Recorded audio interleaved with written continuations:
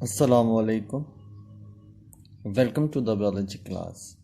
I am Muhammad Umar Farooq, your biology teacher.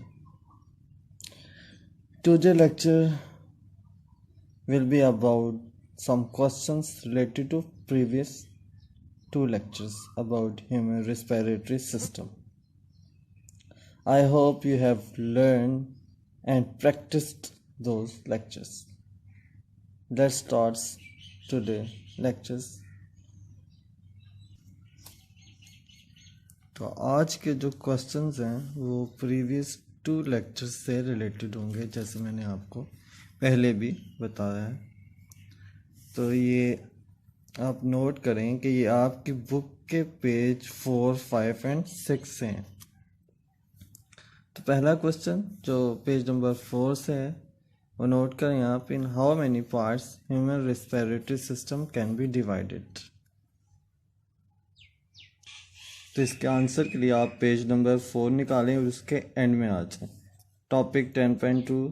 तो जो question मैंने प्रीवियसली दोहराया था उसका आंसर ये 3 लाइनें आपने लिख लेनी है। 10.2 गैस एक्सचेंज इन ह्यूमंस, तो उससे नीचे ये 3 लाइनें लिखी हुई हैं।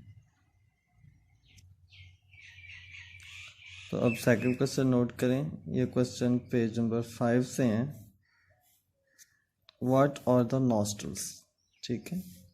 क्वेश्चन नंबर 2 होगा what are the nostrils. Question number 3 होगा what is the function of hairs and mucus in nasal cavity. Question number 4 what is pharynx. Question number 5 what is glottis. ये सब क्वेश्चन जो हैं क्वेश्चन नंबर 2 से question number 5 तक ये page number 5 पे हैं। तो इनको आप नोट कर लें। What are nostrils, what is the function of hairs and mucus in nasal cavity, what is pharynx, what is glottis. तो पेज नंबर 5 निकालें। वो जो क्वेश्चन था what are nostrils, question number 2, उसका आंसर आपने ये जो टॉपिक है 10.2.1 इसके सेकंड पैराग्राफ के स्टार्ट से लिखना है और इसकी सेकंड लाइन में जहाँ वर्ड नॉस्ट्रल्स लिखा है। उसके बाद क्वेश्चन नंबर 3 जो म्यूकस और हेयर्स के बारे में था वो नॉस्ट्रल्स के नीचे आप लाइन में देखें हेयर्स का लफ्ज़ लिखा हुआ है, ठीक है। इससे पहले आपने इस तरह लिख लेना है the hairs and mucus. Mucus और ये विच को आपने काट देना है। म्यूकस और फिल्टर के दरमियान विच की जगह आपने लिखना है नेजल कैविटी। तो जुमला इस तरह बन जाएगा the hairs and mucus in nasal cavity filter the dust particles from the air, ठीक है। और इस तरह ये बॉडी तक आपने लिख लेना। फिर उसके बाद इस पेज के एंड वाले पैराग्राफ में फिगर 10.3 के नीचे तो फेरिंग्स का आंसर और ग्लॉटिस का आंसर वहाँ है। फेरिंग्स का आंसर आपने इस पैराग्राफ की सेकंड लाइन से लिखना है। Pharynx is a muscular passage and is common to both food and air. It extends to the opening of oesophagus and the larynx, ठीक है। उसके बाद ग्लॉटिस का आंसर इस पैराग्राफ के सेकंड लास्ट लाइन में लिखा हुआ है।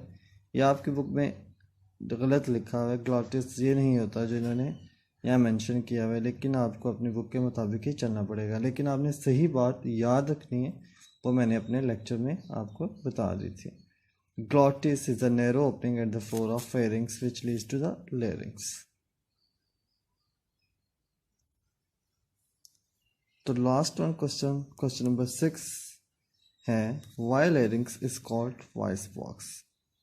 Why larynx is called voice box जो हमने कल डिस्कस किया था। तो इसका आंसर आप अपनी बुक से मार्क कर लें। तो पेज नंबर 6 निकालें तो उसका ये जो फर्स्ट पैराग्राफ है ये आपने मुकम्मल कर लेना है इसके आंसर में, ठीक है। आगे से देखें, हमने ट्रैकिया टॉपिक पढ़ना है, फिर ब्रोंकाई, ब्रोंकियोल्स, एल्वेलर डक्ट्स और इसके आगे फिर लंग्स हम आएंगे। तो आज के लेक्चर के लिए इतना ही था। तो इनको लिख लीजिएगा आप अपनी कॉपी पे, ठीक है। फिर मैं जब कुछ क्वेश्चन हो जाएंगे तो मैं आपकी कॉपी की पिक्स भी आपसे मंगवाऊंगा रैंडमली कुछ पेजेस की, ताकि मुझे पता चले कि आप काम कर रहे हैं कि नहीं।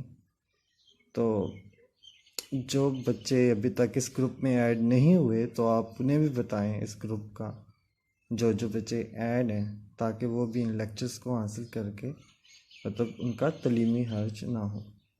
तो अपना ख्याल रखिएगा। अल्लाह हाफिज़।